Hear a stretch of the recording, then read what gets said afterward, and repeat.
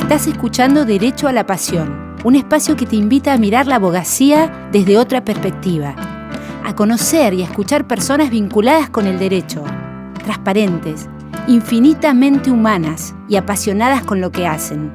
Personas que nos cuentan su experiencia y nos muestran sus sentimientos.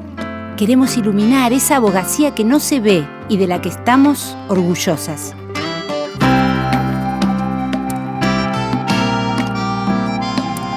Ya han pasado muchos años, hoy busco motivación, la emoción, el envión de aquelarre de esos años. Escribo versos extraños, aunque no sean bailados, y no siempre de su agrado, o les suenen pretenciosos.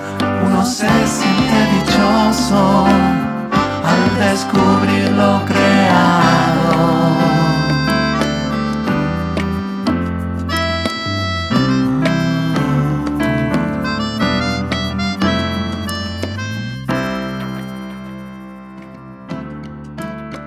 Hoy entrevistamos a la jueza Gabriela Seijas, que nos cuenta su pasión por los árboles, por las montañas, y por qué no entendió que alguien se riera al escuchar que había dos hombres que se querían casar.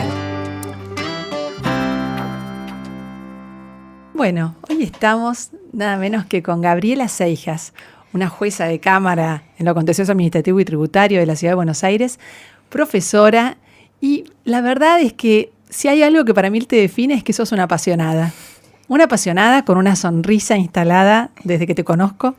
Y bueno, hemos compartido muchos espacios, pero este podcast nos da hoy la oportunidad de profundizar mucho más nuestro vínculo. Acá estamos con Gaby y te queremos dar la bienvenida a Derecho a la Pasión. Hola, Gaby. Hola, chicas. Bueno, gracias. La verdad que todavía estoy sorprendida de que me inviten a este espacio y, bueno, agradecida, muy agradecida. Me encanta estar acá con ustedes. Gracias.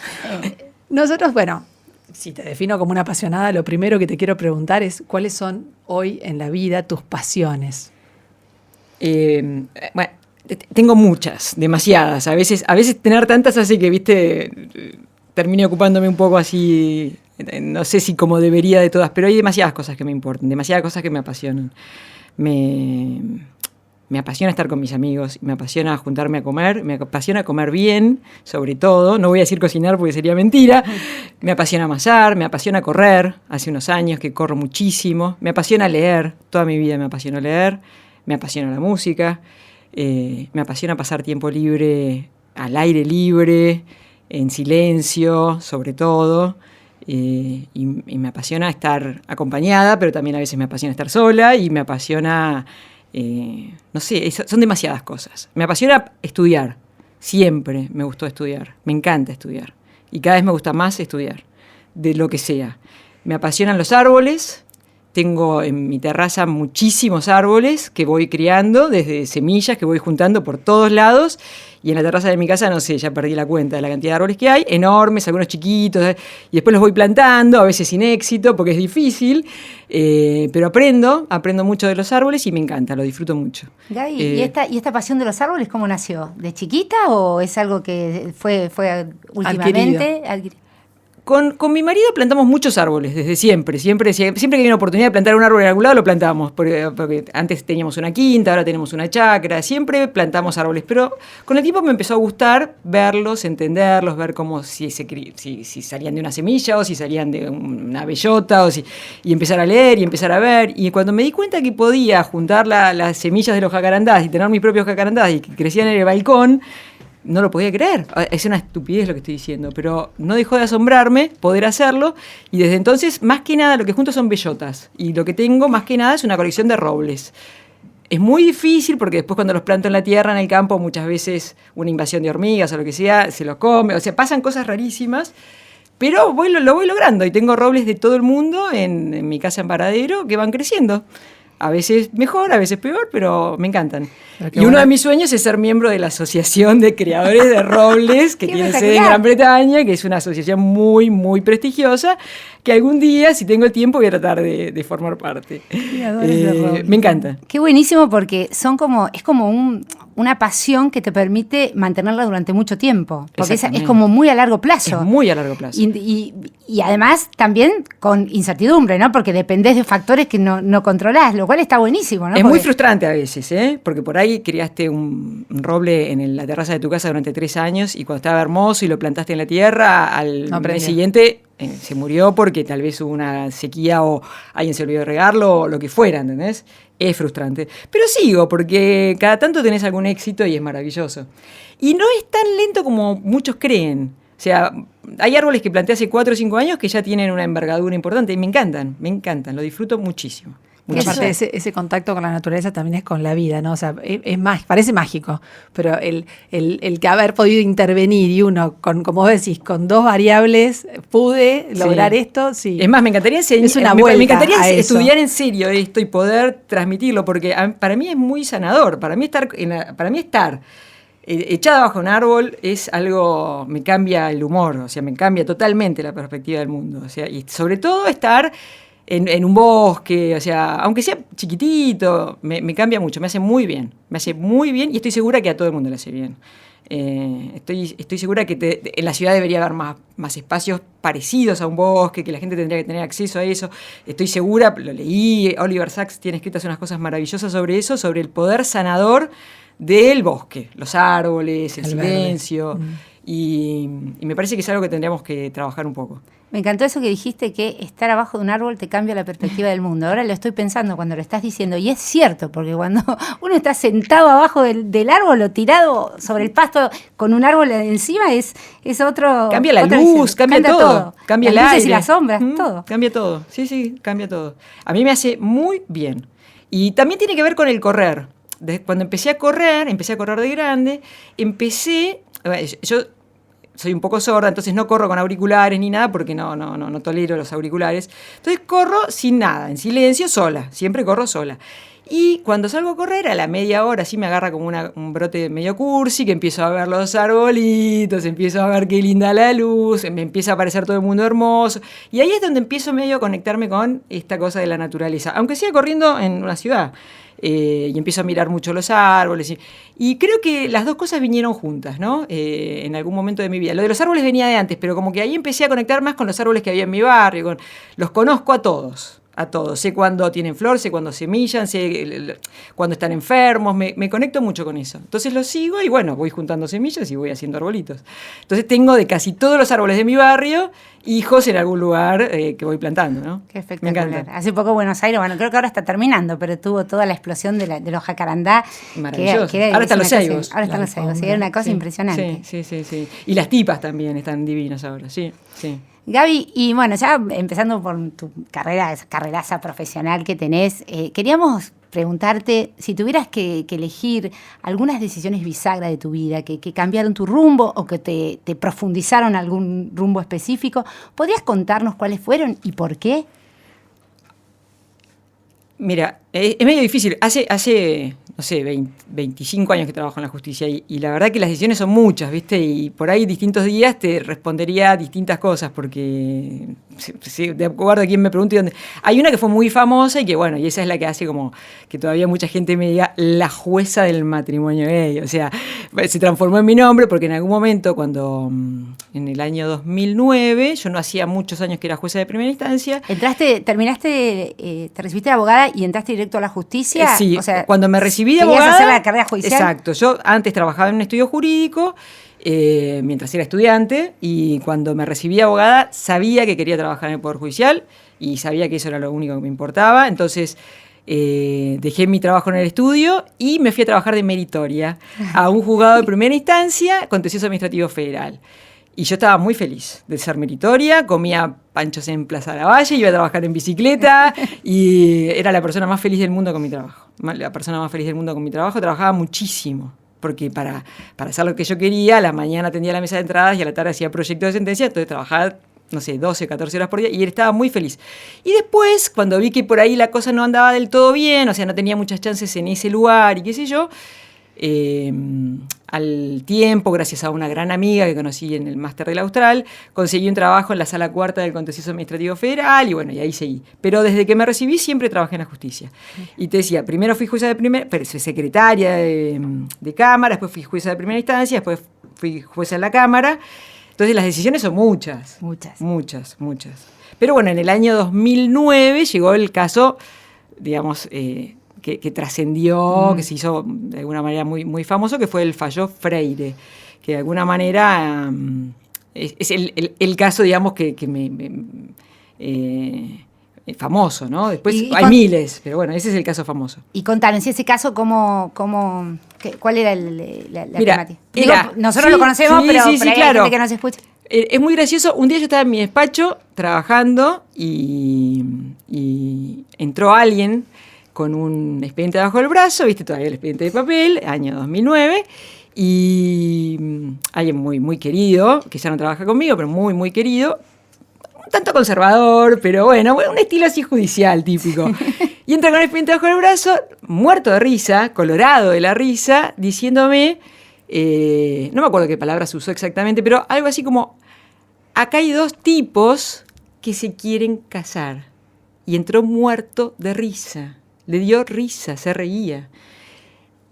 Yo cuando escuché lo que él dijo, automáticamente pensé, ¿cuál es el chiste, no? ¿Qué es lo gracioso de que dos tipos se quieran casar? No entendí el chiste, me parecía lo más normal del mundo que dos personas se quisieran casar. Entonces ahí entendí todo en un segundo y le dije, no, ¿sabes qué? Déjamelo el expediente que yo lo miro. Entonces, nada, lo mantuve mucha reserva, siempre leí bien el caso, estudié bien todo lo que había que estudiar, pero digamos, lo dejé como afuera del circuito normal del juzgado. Me parecía que era un tema que había que guardarlo en reserva, que tener cuidado, que no tenía que trascender nada, que tenía que ser un trabajo muy serio.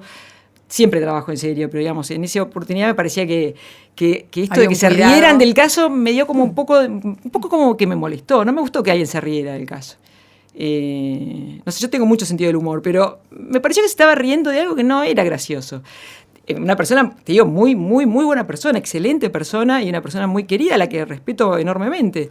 Gaby, pero había algo en esa risa que no me parecía bien. ¿En qué año fue esto? En el 2009. Así que me guardé el expediente y en los plazos procesales normales el expediente terminó, salió la sentencia, que era el primer caso que tramitaba en mi fuero, porque había otros en la justicia civil, el primer caso que tramitaba en mi fuero de dos personas, dos hombres que querían casarse. Y a mí lo primero que me pareció una cosa muy loable que dos personas se quisieran casar. Lo entendí como el día que yo me quise casar, o sea, me parecía exactamente lo mismo. Y creo que siempre, toda mi vida pensé que la homofobia era algo gravísimo y que era algo muy cruel y que era algo que le costaba muchísimo dolor a un montón de gente. Y entonces me pareció que lo único que había que enfocar ahí era hay que terminar con la homofobia. Entonces, si yo puedo hacer algo en mi vida que sea a favor de terminar con la homofobia, lo voy a hacer. Y bueno, esa fue mi idea. Y el caso, en su momento fue, para algunas personas lo alabaron, otros lo criticaron, pero yo desde que trabajo en la justicia, esto fue un consejo que me dio una vez un gran juez al que respeto mucho. Mira, no te hicimos la pregunta del consejo, pero bienvenida a la pregunta. Que se llamaba, falleció lamentablemente hace poco, Guillermo Gali, una de las mejores jueces que conocí en mi vida, que me dijo, nunca hay que leer las críticas, nunca hay que leer las críticas, tampoco los elogios, jamás. Bueno, es normal, porque siempre que sacas una sentencia, alguien te critica, alguien te elogia, alguien gana, alguien pierde, digamos. Y eso si puede te empezás a creer esas cosas... Para un lado o para el otro. Exacto, perdés el rumbo. Así que no me creí los halagos, no me preocupé por las críticas. Tuve algunas precauciones, por ejemplo, un día antes de firmar, me junté en casa con mis hijos, tengo 4 hijos, y con mi marido. Bueno, la noche previa fue muy divertida. La noche fue muy divertida, les conté. Y digo, bueno, mis hijos mis hijos me dicen mamita, y me decían mamita en ese momento todavía, eran más chiquitos. En ese momento tenían el más grande 6, 8, 10 y 12, más o menos, esa edad, más o menos. Les dije, chicos, por ahí mañana alguien les dice que mamita odia a la familia o que mamita no sé qué, no, nada, pasa nada. Les conté un poco de que venía a casa, estaban los 4 muy orgullosos y muy contentos y muy divertidos, les pareció lo más normal del mundo. Les parecía lo más normal del mundo que 2 personas se quisieran casar y de hecho no entendían por qué 2 hombres no se podían casar. Y son familia también. Exactamente, les parecía maravilloso que alguien se quiera casar porque era divertido que alguien se quiera casar y estaba bien y era algo saludable, no sé, algo normal. Nuestros amigos se casan. De hecho yo me había casado también con el papá de ellos, así que ¿por qué no? Así que bueno, les dije, no se preocupen si alguien les dice algo malo de mí porque no pasa nada. O sea, ustedes sigan de largo. Por ahí, si en la familia, si en una reunión, si alguien hace algún comentario desubicado, ignórenlo, no pasa nada. Van a ver que en un poco tiempo se acomoda. Y así fue. A la gente que le molestó, al poco tiempo se olvidó, y a la gente que le encantó, al poco tiempo se olvidó también. Así que la vida siguió, no pasó nada. Y los chicos estaban muy orgullosos y pasó. Así que Bueno, pero vos tuviste, desde el momento en que llegó el expediente a tus manos, la convicción de cuál era el camino que tenías que seguir. El proceso. Exacto, sí, siempre. Por supuesto que cuando hay un expediente, el a priori ese muchas veces es equivocado, porque vos podés tener una impresión a priori con un expediente, pero después cuando te pones a leer y te pones a estudiar, te das cuenta que estabas equivocado. Muchas veces pasa, ¿viste? En general, construís la solución escribiendo. Y a veces te das cuenta que lo que estás pensando no lo puedes escribir porque no se puede fundar. No entonces, se va desarrollando como que... La idea esa a priori está equivocada. En este momento yo tuve una idea a priori y después leyendo, estudiando, investigando y todo, me di cuenta que esa idea era la que se ajustaba al caso. Pero bueno, no siempre sale así, ¿eh? No siempre sale así. Me haces acordar, hay un librito, bueno, vos lo debes haber leído, por supuesto, de Schwartz, que habla sobre los 10 mejores jueces de la historia del derecho norteamericano. No lo leí, bueno, pero te lo recomiendo. Me encanta Schwartz. Porque es sí, un librito, ¿no? Sí. Yo digo que son esos que te llevas bajo el brazo fácil. Pero bueno, él habla de Traynor, un juez del Superior Tribunal de California, entre los que elige. Y no es un miembro de la corte, es un superior tribunal de un estado, pero me acuerdo porque él lo marcaba como alguien que entre 1940 y 1970 había hecho que el Tribunal de California fuera justamente el faro hacia donde miraban cuando en Estados Unidos estaba toda la revolución de los derechos civiles y bueno, y justamente este juez decía que cuando una regla jurídica ya no responde a la realidad, o sea, se ha apartado tanto de la realidad, los jueces tienen que hacer el derecho lo más creativo posible. O sea, había sido un gran constructor y por eso marcó su tiempo en ese Tribunal de California, que ya te digo, de Massachusetts se pasó para el otro lado, para la costa oeste, el faro de los tribunales superiores. Así que yo pensaba... Lo voy a leer. Me interesa, me dio ganas de leerlo. Pensaba, no es solamente encontrar, sino, bueno, a veces uno llega el caso, pero también tenés que tener el juez que esté dispuesto a transformar el derecho ante ese caso.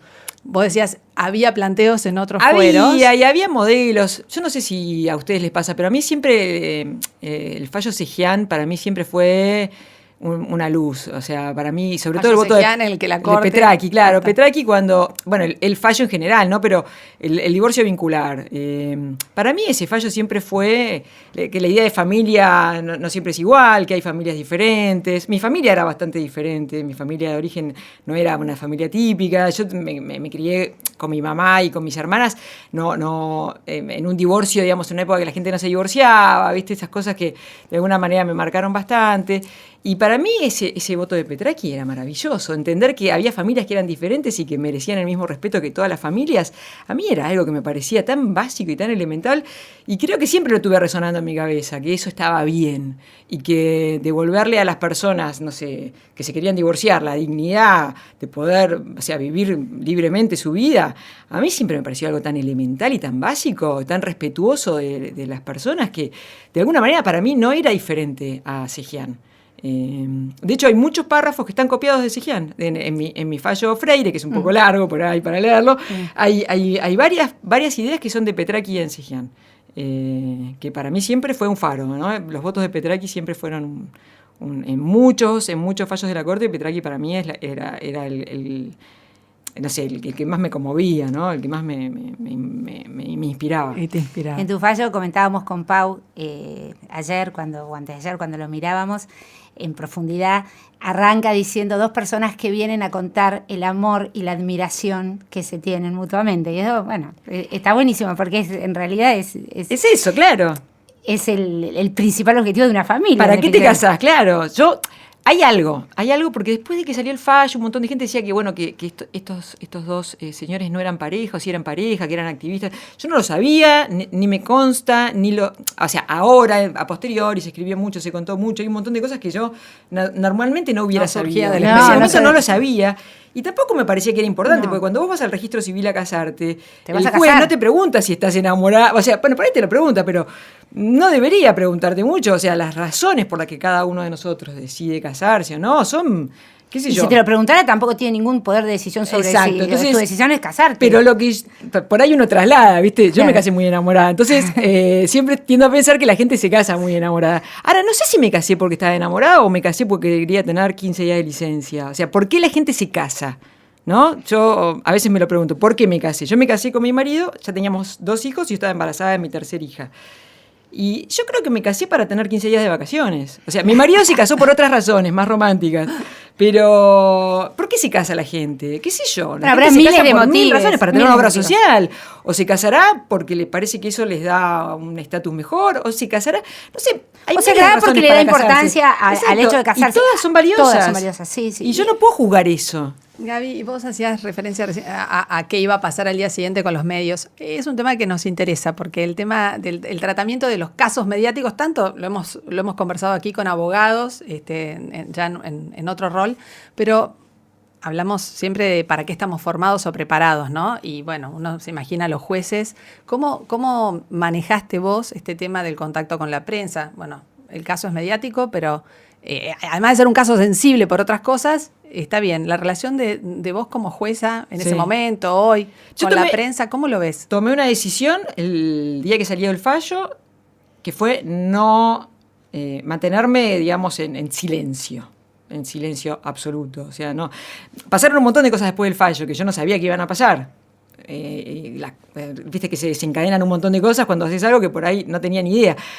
Y al día siguiente, primero hubo un día que no pasó nada, y yo dije, ya, no pasa nada, claro, pero las cosas llevan un tiempo, ¿viste? Pero la calma que precede a la tormenta. Nada. Bueno, y como al día o a los 2 días, fue como algo increíble. Periodistas, pilas de periodistas en la puerta, cámaras, me seguían por la calle, me sacaban fotos tipo paparazzi, fue rarísimo. Y yo tomé la decisión de no hablar con nadie, absolutamente nadie del caso, con nadie.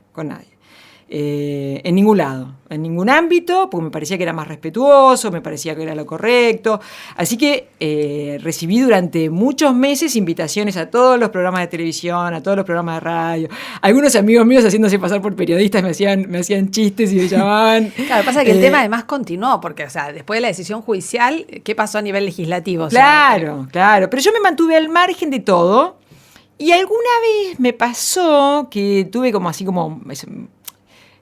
algún matiz, me invitaron una vez me invitaron a Brasil a hablar en el Congreso, porque también estaban debatiendo el tema del matrimonio allá, y la situación fue un poco rara, porque yo estaba en el Congreso hablando en Brasilia en un ámbito extraño, y yo no soy activista de los derechos de los derechos homosexuales. Me sentía como en un papel que no era el mío, más allá de lo que sé lo que pienso y sé lo que creo y sé lo que, o sea, y haría mucho para ayudar no era mi lugar. No me sentía cómoda en ese papel. Entonces, las 2 o 3 veces que de alguna manera por ahí iba a un evento en la facultad y alguien me decía, ¿me puedo sacar una foto con vos? Yo me sentía incómoda en ese papel. Me sentía muy incómoda en ese papel. Así que me mantuve lo más lejos posible y en silencio, que me parecía que era lo que correspondía. Y la verdad que a la larga creo que fue una buena decisión. Bueno, la verdad que fue de esos fallos que después derivaron en la ley y después, bueno, la modificación del código tuvo...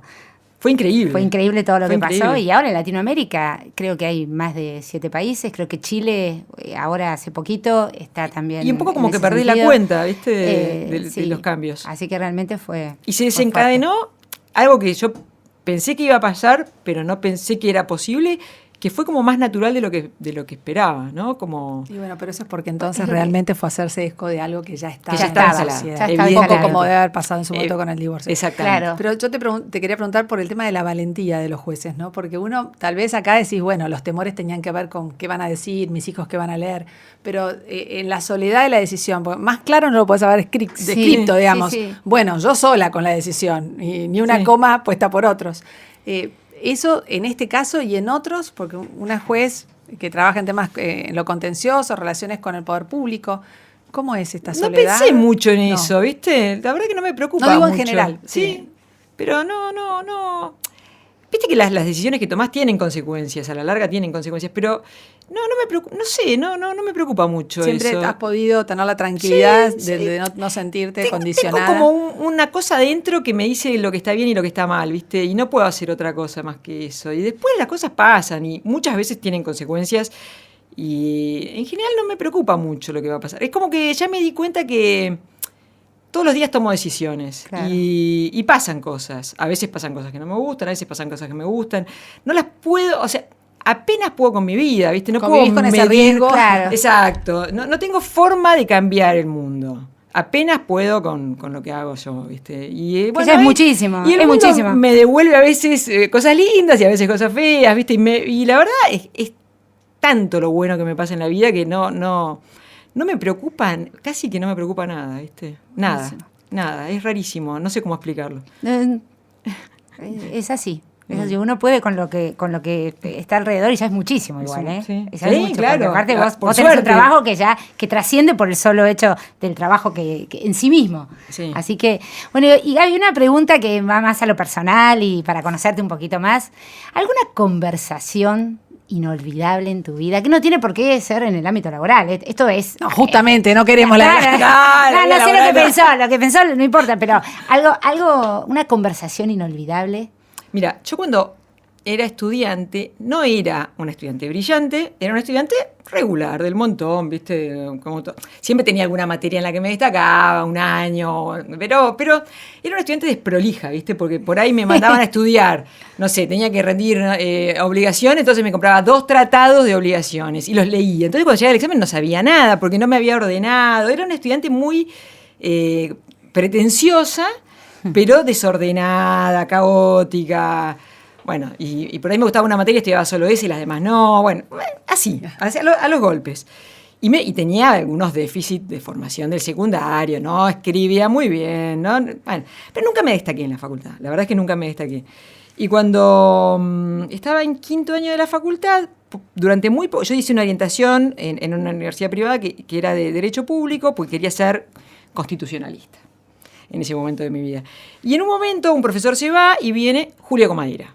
Julio Comadira vino al grado y nos daba derecho administrativo como un derecho administrativo especializado, una cosa así. Y él en esa época estaba en el gobierno de Menem. Y yo era muy crítica del gobierno de Menem. Entonces las clases con Comadira eran peleas. Yo era insoportable. Yo tenía 21, 22 años, era insoportable. Y él discutía y yo me sentía cada vez más cómoda discutiendo con él. Realmente me sentía muy cómoda. Entonces, bueno, el tiempo pasó, Comadira se fue, después vino Tawil, que también fue muy importante para mí, después se fueron todos y el que me tomó el examen no tenía nada que ver con nada, así que bueno, todo eso se diluyó, no quedó en nada, pero el año siguiente me anoté en la UBA para hacer el posgrado de Derecho Administrativo, pero por alguna razón, no me acuerdo qué había pasado, medio que estaba cerrado, Hutchinson se había ido a Ushuaia y era el director, bueno, me fui al Austral.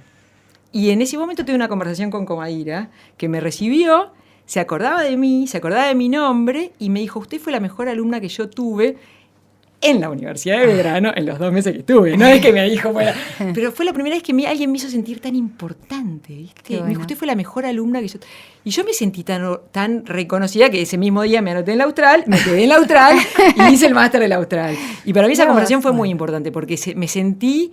yo pensaba que él me odiaba, que yo había sido insoportable como alumna, y me hizo sentir muy, muy, muy valorada. Se acordaba de conversaciones que tuvimos, todo. Para mí ese diálogo fue un antes Te y marcó. después.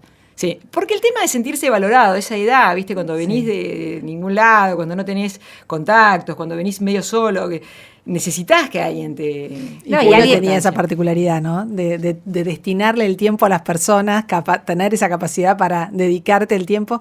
Bueno, y esto de hacerte sentir de esa manera, ese registro del profesor. Eso de- fue para mí, fue un sí. cambio. A partir de ahí dije, bueno, yo quiero hacer esto, yo quiero hacer esto, yo quiero estudiar esto, yo quiero estar acá, este es mi lugar, bueno, y ahí seguí, y bueno, me quedé en la Austral, y para mí fue, creo que gracias a Julio Comadira, hice esa maestría en ese momento, y para mí Marcó me tu abrió, rumbo, tu me abrió especialidad. todas las puertas que necesitaba abrir en ese momento. Qué bueno. Así que le debo todo a Julio Comadira. Siempre lo recuerdo con un amor muy profundo.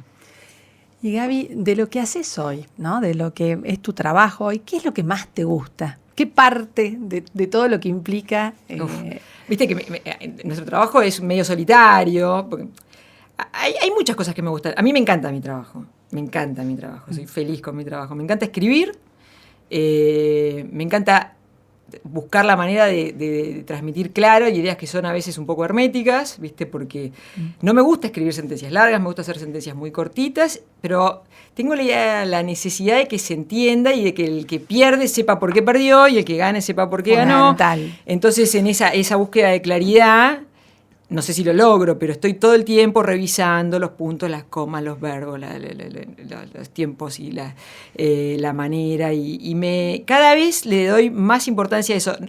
No por un tema formal, sino para lograr, o sea, transmitir claramente mis ideas. Que a veces, bueno, creo que es donde más énfasis pongo. Eso implica que estoy todo el día corrigiendo a 30 o 40 personas, tratando de explicarles que no es un capricho, que no es que no es algo rebuscado, no es que Sí, tengo no es pretensiones de excéntrico, escritoras, sí, claro. no es algo excéntrico, claro, pero no odio los giros rebuscados y escribir en latín, rehúyo todo eso. Pero lo que Pero el quiero es valor de la claridad. escritura como un medio para poder comunicar bien lo que se Exactamente, está para que comunicando. las ideas sean claras, ¿viste? Para decir, bueno, esto es así por esto, por esto y esto. por aquello, y que eso se pueda transmitir claramente. Gaby, Ese es un y poco lo que los más equipos, disfruto. o sea, vos decías, bueno, trato de hacer entender a 30 personas. ¿Cómo se arma un equipo para trabajar? Bueno, el tribunal donde yo estoy tiene mucha gente, o sea, la justicia de la ciudad creció mucho, ¿viste? Para bien y para mal. Yo tengo un equipo de 4 colaboradores directos que son relatores, digamos, pero con distintas jerarquías, una estructura muy particular. Y después hay una secretaría en la sala donde trabajan, no sé el número exacto ahora, pero más de 20 personas. Pero tus relatores, o sea, tu núcleo chiquito es, por ejemplo, te interesa tener gente para decir que sepan Sí. escribir. Son todos abogados, Son tienen todos otras abogados, formaciones. son todos abogados, son muy distintos los 4, tienen distintos intereses, nos llevamos muy bien, tenemos un grupo así en el que yo me siento muy cómoda, hay mucho de sentido del humor, mucho de reírse, tenemos códigos muy graciosos entre nosotros, y los 4 comparten se toman muy en serio el trabajo, pero se ríen mucho de todo, ¿no? O sea, esa cosa de dividir, ¿no? Por un lado, tomarse muy en serio el trabajo y por otro lado, estar relajado, reírse. No es pasarla mal, Pasarla bien, ¿entendés? En serio, o sea, nos divertimos mucho. Yo la paso muy bien en mi trabajo con ellos y creo que ellos también. O sea, tenemos es un poco como una cosa más familiar, pero después el trabajo nos lo tomamos muy en serio. Y eso lo compartimos, entonces funciona perfecto. Y después en la secretaría hay como más de 20 personas. Algunas tengo mejor vínculo, otras peor, pero en general, bien, muy bien. A mí me gusta mucho enseñar. Enseñar, viste, en la facultad. Y eso también en el trabajo se da bastante, así que me gusta mucho discutir los casos, hablar de los expedientes. Bien. No, me gusta trabajar. Si bien el trabajo es solitario, en algún sentido, también hay una parte que es en equipo y funciona bien. Me gusta trabajar. Fundamental los vínculos. Sí. Gaby, y si tuvieras que... esta pregunta siempre la hacemos porque, primero, que nos escucha gente joven y mostramos a estas personas porque hay muchas cosas que se pueden imitar y copiar y contagiar.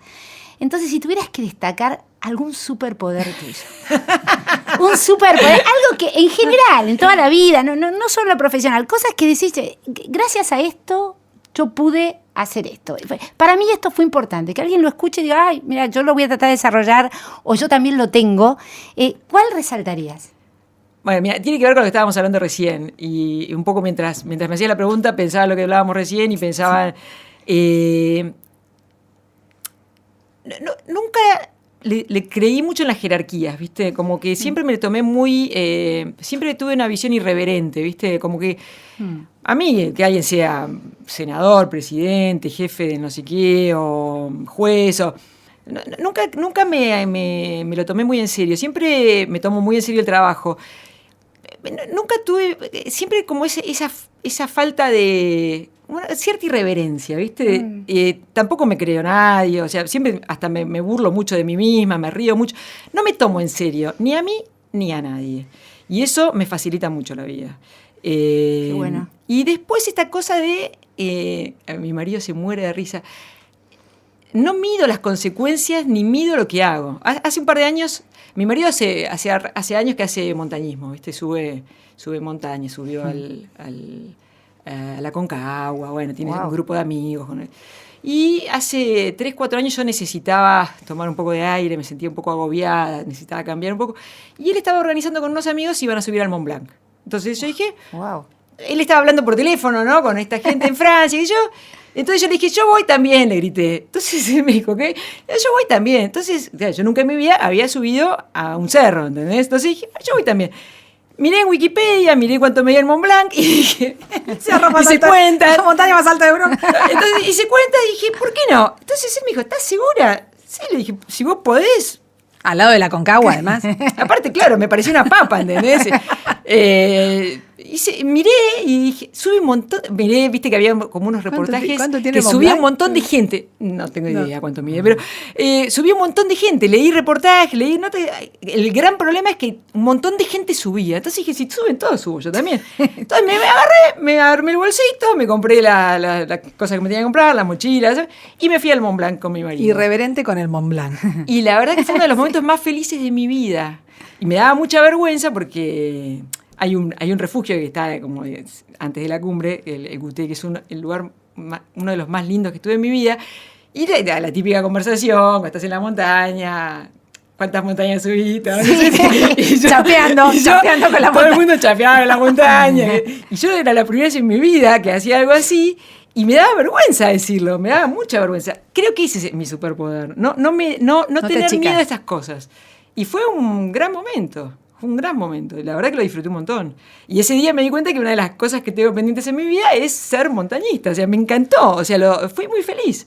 ¿No repetiste Tengo después? imágenes. ¿No repetiste? No, después de eso pasaron cosas familiares que me lo han impedido. Claro. Pero está en mis planes cercanos hacerlo. Quiero subir al Mercedario, que es una montaña muy alta ahí en San Juan. Está en mis planes. Otra pasión. Pero me encanta. ¿Sabes qué es? A mí me encanta caminar. Puedo pasarme horas y horas y horas caminando. Es eso, pero bueno, para arriba. Más empinado. Sí, más empinado. Y bueno, y ese día mi marido, o sea, él Perdón, se eso sorprendía. del ego, esto te requiere igual después una preparación acá, previo, o sea, no Yo es corría solamente mucho. una Bueno, ella carrera. corre. Yo corría claro, mucho. claro. Había corrido un par de maratones. Claro. Y subir al Mont Blanc, yo leí mientras mi marido hablaba por teléfono, y leía en Wikipedia, había un camino, que no me acuerdo cómo lo llaman, el camino fácil, Claro. que escalabas por piedras y te tenés que colgar un poco, pero no vas con pico y esas cosas. O sea, la técnica no es tan relevante como si cierto estado físico, algún tema con la respiración, ¿no? Pero no necesitas ser un experto escalador. O sea, Claro. yo chequeé ese dato, ¿no? Igual creo que hubiera ido igual, aunque hubiera sido un poco más difícil. Pero. Y fue hermoso, la pasamos muy bien. Aparte lo compartiste con tu marido también. Sí, fue muy lindo, fue muy lindo. Bueno, Y con amigos. y con amigos, Y claro. con muy buenos amigos. Y además tuve un guía espectacular. Bueno, todo se dio bien. Un día de sol precioso y vi unos animales increíbles. Bueno, todo se dio bien. Soñado. Sí, Bueno, fue muy pero lindo. también tiene que ver con esta disposición tuya a seguir aprendiendo. Vos decías, puedo estudiar siempre. Creo De que hecho, sí. desde que te conozco, es alguien que no va a dar una clase, sino estudió un montón antes. O sea, y esto también, esa vocación por seguir aprendiendo, o sea, no solamente el confiar en que podés, sino esa disposición, ¿no? Curiosidad. Hoy son las semillitas de jacarandá, mañana fue el Mont Blanc, o sea. Sí, eso creo que me ayuda. Me tengo confianza, digamos. Con los años gané tener confianza. Gracias a Comadira y ese día y esa charla me Esa charla gané inolvidable. confianza personal. Qué me encanta esa pregunta, queda. Bueno, y Gaby, ya vamos terminando, pero hacíamos referencia recién a quienes escuchan el podcast y a una preocupación que tenemos, que es el cómo estamos preparados para este mundo que ya estamos viviendo con grandes cambios y el que se viene. En el ejercicio profesional nosotros notamos que, bueno, ha ido evolucionando la cosa y que necesitamos nuevos saberes. O sea, sos profesora de la facultad, uno comenta cómo se enseña y qué se enseña en la facultad. ¿Cuáles son para vos esas nuevas destrezas, habilidades que en el día a día te das cuenta que los abogados tenemos que adquirir o trabajar, desarrollar, crecer en eso? ¿Cuáles serían? Es difícil responder eso porque son tantas las cosas que necesitamos. Por un lado, por supuesto, no tenés que tenerle miedo a los cambios, tenés que modernizarte, tenés que darte cuenta para qué sirven las herramientas tecnológicas, tenés que estar...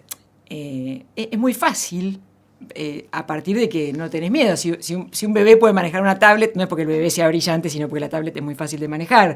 Cuando entendés eso y te das cuenta que no es que tu hijo es brillante porque sabe usar un teléfono, sino porque el teléfono lo maneja cualquiera, creo que a los abogados más grandes les falta un poco eso, perder el miedo a la tecnología, darse cuenta que se puede, que cualquier persona con ganas puede hacerlo. Pero hay habilidades que a mí me parece que son fundamentales, que se están perdiendo, que tienen que ver con cosas que tienen más que ver con el pasado que con el futuro.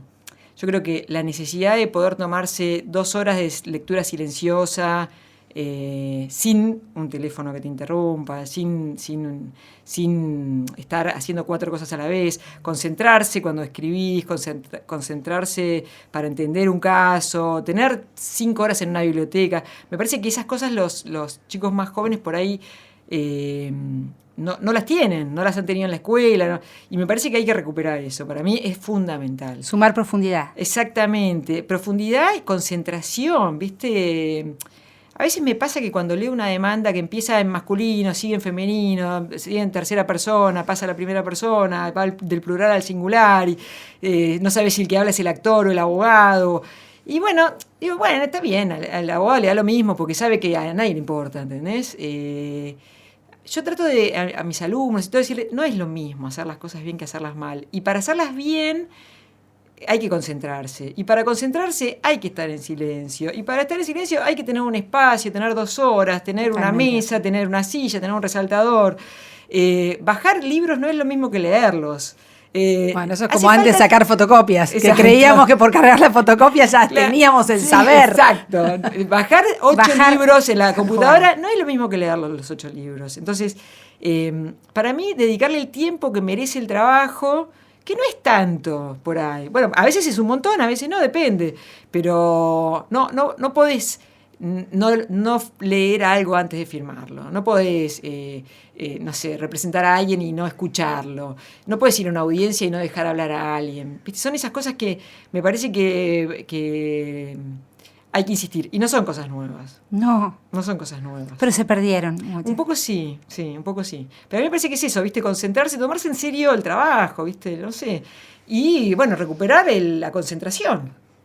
Que me parece que hay mucha estamos muy desafiados. Sí. Estamos muy desafiados. No es un tema de juventud en este momento. Hace poco en la facultad me propusieron un curso docente. Entonces me entusiasmé, ¿viste? Algo que tenía que ver con tecnologías, ¿viste? Como el año pasado con el Zoom, todo era medio dramático, porque quería compartir pantalla y cerraba el Zoom. O sea, cuando empezó todo, ¿viste? Hubo un par de meses de dramatismo. Y dije, bueno, voy a hacer el curso de tecnología y qué sé yo.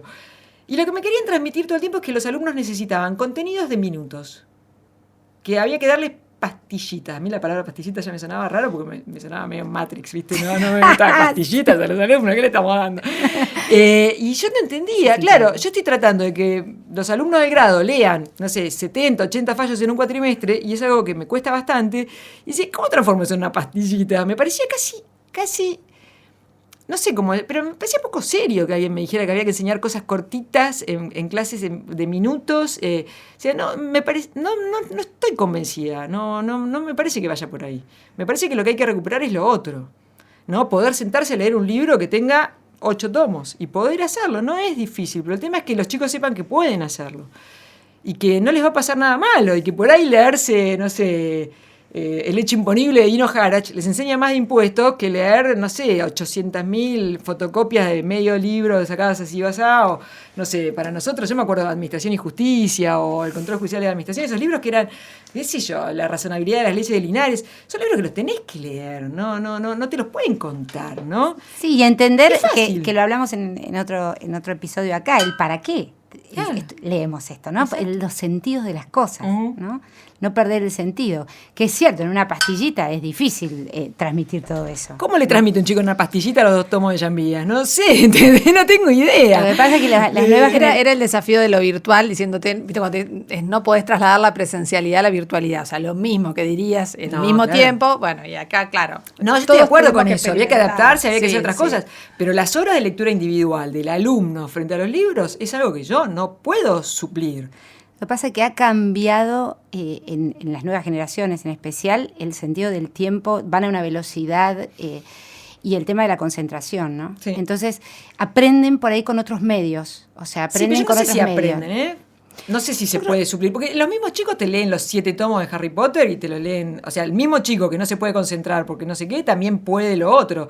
Y si le gusta El Señor de los Anillos, se lee los 5 tomos del Señor de los Anillos. O sea, eso está. Lo que pasa es que hay que ver también qué libros les damos para leer en la facultad. Eso. Quizás está en cómo les transmitimos algo agradable Hay que ver, para ¿no? Porque leer. por ahí, viste, el manual de contrato. Es no un sé qué, plomazo. bueno, pobre chico, viste, ¿qué estamos dándole? Claro, quizás ahí también está, Por ahí ¿no? la calidad de las cosas que le damos es La muy calidad y mala. el sentido que Sí. le damos. Puede O sea, ser, para, puede ser. para Falta material, faltan herramientas. tenemos un desafío ahí. Sí, enorme. En todas las carreras pienso, pero en derecho Sí, es- hay que es modernizarse, pero en el buen sentido. en el buen sentido. Pero es cierto esto que decís, ¿no? No perder cosas como la profundidad, digamos.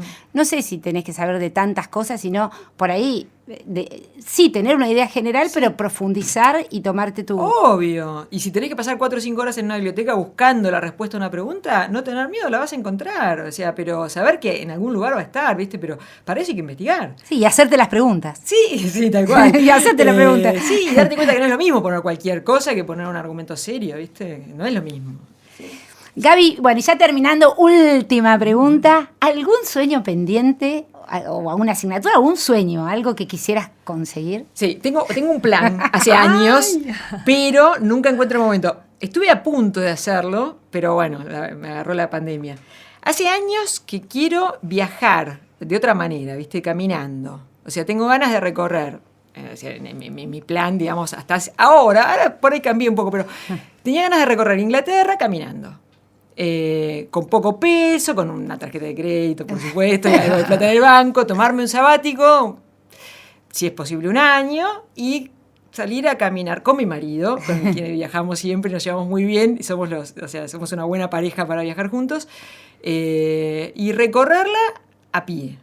Wow. A pie, en tramos cortos, por ahí en algún momento algún micro, por ahí, pero hacer un recorrido en la medida de nuestras posibilidades, ir paso a paso y ir con por una distintos de- lugares. saboreando, Exacto, saboreando. con poco peso. Livianos.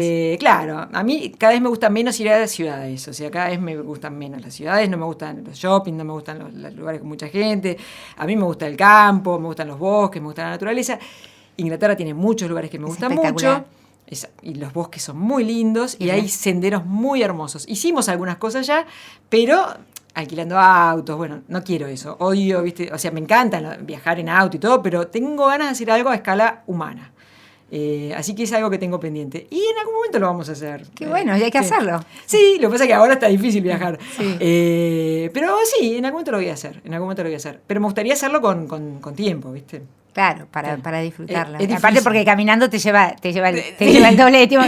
No, y aparte, Sí, ponle- la pretensión no es recorrer un país entero, o sea, no, pero recorrer lo que se pueda en los meses que se puedan, y hablar con gente, y disfrutar la comida, bueno, esas cosas. Así que eso lo tenemos Sí. pendiente. Ir es a algo otra que- velocidad. Está muy Sí, bien, tal está cual. muy Y bien. ir viendo todo. Hace poco hicimos un viaje muy, muy cortito, pero muy intenso ahí a Catamarca. Y lo que más me gustaba, Catamarca es una cosa de locos. Nunca me imaginé la belleza que hay en ese lugar. Los paisajes son increíbles, cada lugar que vas es más lindo que el anterior, pero una de las cosas que más disfruté fue hablar con gente. La gente era tan increíble como el lugar.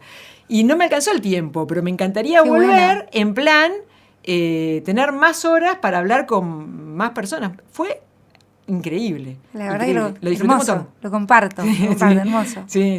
Y me quedaron un par de amigos, ahora tengo un par de contactos, así que las tengo que... La excusa para volver. Tengo muchas excusas para volver y muchas cosas para ver. Increíble. Por eso te digo, lo de Inglaterra puede no ser Inglaterra, puede ser otro lugar, pero lo que me gusta cada vez más es tomarme el tiempo, ¿viste? Tomarme el tiempo. No hacer 4.000 kilómetros en una semana. Eso ya un poco lo hago y todo, y lo hacemos siempre, y vamos al Chaltén, a Bariloche, pero ya tengo ganas de viajar más tranquila. ¿Viste? Más tranquila. Sí. Gaby, un lujo, un placer. Gracias por esa generosidad y por esa calidez. No, gracias a ustedes, todavía no entiendo por qué me invitaron. No, pero me encanta. Nosotros sí, al contrario, Bueno, mira. después las invito a comer a casa si seguimos. Un orgullo. A conocer a tus robles. Un orgullo Sí, claro. para nosotras. Bueno. De verdad, un orgullo tenerte acá. Muchísimas Serio. gracias, me Serio. sentí muy cómoda. Bueno, y te hemos pedido un regalo. Un regalo. Para bueno. nosotros y para nuestros oyentes. Me costó decidir. porque... Contanos por qué y qué elegiste. Bueno, por supuesto, a mí me gusta mucho la literatura.